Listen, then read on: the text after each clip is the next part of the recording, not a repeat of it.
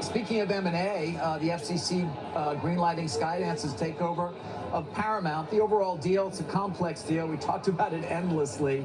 It's around $8 billion. It will leave about 30% or so of the shares outstanding of Paramount when it closes. Joining us now for a first time CNBC following the approval of the transaction is the chair of the FCC, Brendan Carr. Brendan, good to see you. Good to be with you. You know, I wanted to reference some comments from Commissioner Ana Gomez and get your response, because your approval here has been under the microscope in the sense that, and we've talked about it, Sarah's asked you about it, I've asked you about it previously, the idea that there was a quid pro quo essentially between the FCC and the Trump administration in terms of you're allowing this deal to go forward only after they settled with the Trump administration and some of their some of the moves they had made to obviously say that they had done things incorrectly in terms of the use of interviews and the like. She wrote, the once independent FCC used its vast power to pressure Paramount to broker a private legal settlement and further erode press freedom. The agency is undermining legitimate efforts to combat discrimination and expand opportunity by overstepping its authority. And she says, after months of cowardly capitulation to this administration. What's your response to that? No, listen, if you step back, what's happening here is, I think President Trump is fundamentally reshaping the media landscape. And the way he's doing that is when he ran for election, he ran directly at these legacy broadcast media outlets, ABC, NBC, CBS. For years, government officials just allowed those entities with execs sitting in Hollywood and New York to dictate the political narrative. And he has fundamentally changed the game. And you see that really having consequences that are just rushing all through media. The thing that was really important to me in all of this was that the new owners of CBS came in and said, it's time for a change. We're going to reorient it towards getting rid of bias, to looking at fact-based reporting. They said they're going to get rid of invidious forms of DEI discrimination. At the end of the day, that's what made the difference for us in terms of our review at the agency. Yeah, and so, again, when Ana Gomez writes, you're imposing never-before-seen controls over newsroom decisions and editorial judgment in direct violation of the First Amendment, you say what? I think it's time for a change. And the procedures that we put in place in this deal have lots of precedent. For instance, there's been ombudsmans put in place by the FCC before. We're putting a biased ombudsman in place here. We're addressing DEI. The prior FCC during the Biden years put pro-DEI commitments in different transactions, and so we're unwinding that type of approach.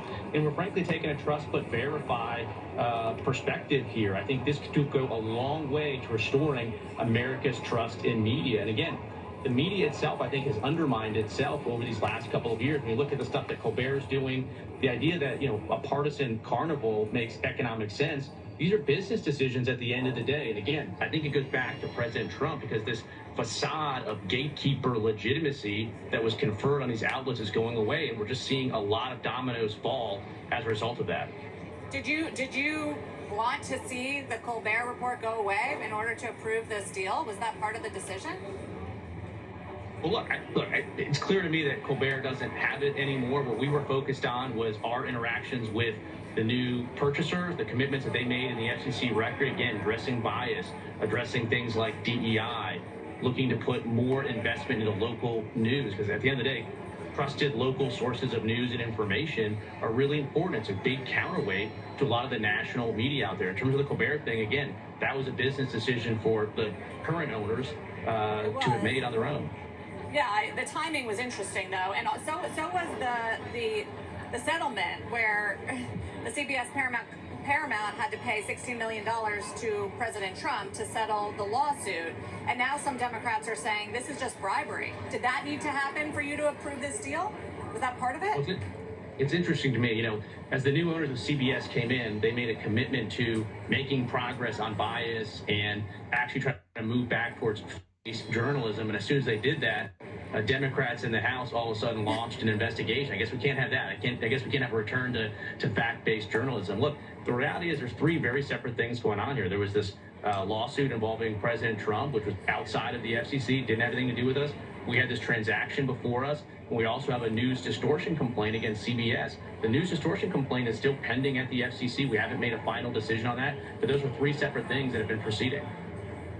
Although, Chair Carr, Colbert's a comedian, and you keep talking about journalism and fairness in news, but I guess where is that line between, we all remember Carson and Jay Leno giving Reagan the business, so where does that fit into this discussion?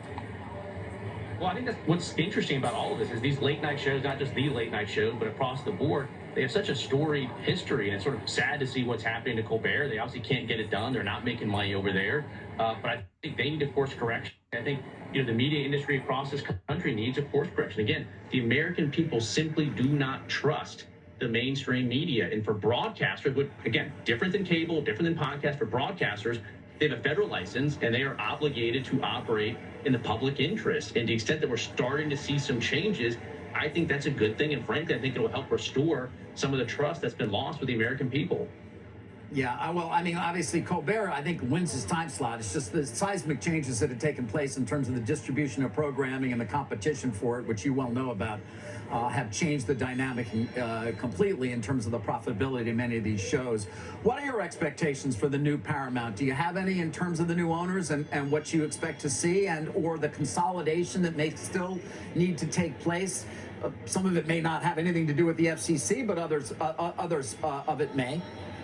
Yeah, ultimately it's a trust but verify approach when it comes to that. I'm hopeful. I really like some of the commitments that they've made, again, towards addressing bias and to fact-based reporting. But again, to your point, there's really sort of seismic changes taking place across the media landscape. And again, I think it goes back to consumers having more choice, more options, this idea that you only could choose from one of 3 broadcast networks of the years of the past, and what they said was taken as gospel and infallible. That era is ending. And so I think that we're going to continue to see consequences over the coming months and years as this industry sees a pretty big reshuffle take place. Yeah. All right. I promised my viewers I'd ask, so I'll just